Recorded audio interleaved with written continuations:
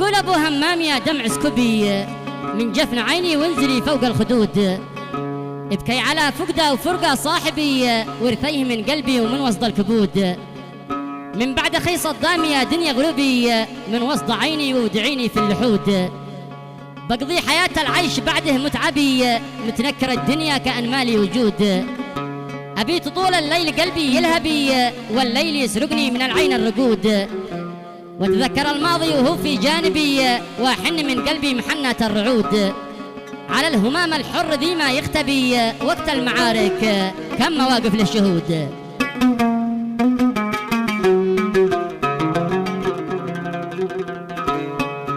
قصيدة من كلمات أبو همام محمد حميد العجابي من أبناء محافظة إب مديرية القفر مخلاف حمير، وهي رثاء بعد استشهاد أخيه وصاحبه وابن خاله صدام سعيد علي عبوم رحمة الله تخشاه وأسكنه ربي فسيح جناته.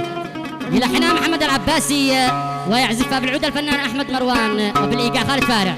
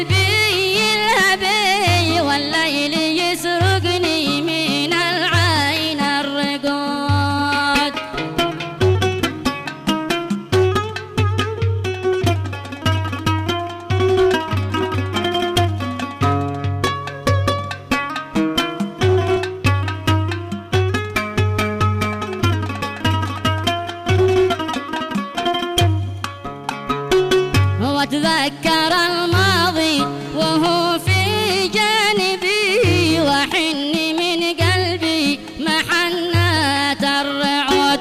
على الهمام الحر ذي ما يختبي وقت المعارك كم مواقف لشهود.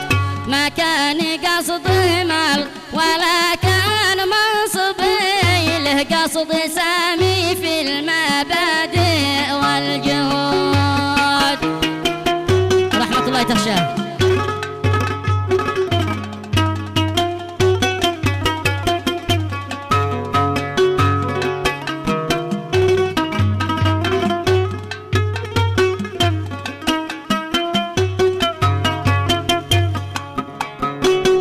من حبر دمعي يا صحافات اكتبي ارثي وعزي للنمارة والسود. جدي وخالي والطريق المغلبي فخر القبيلة تاج راسه والعمود.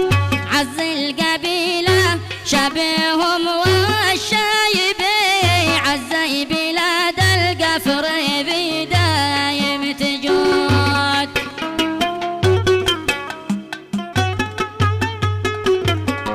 عظم الله أجركم جميعا والله يرحم من مات.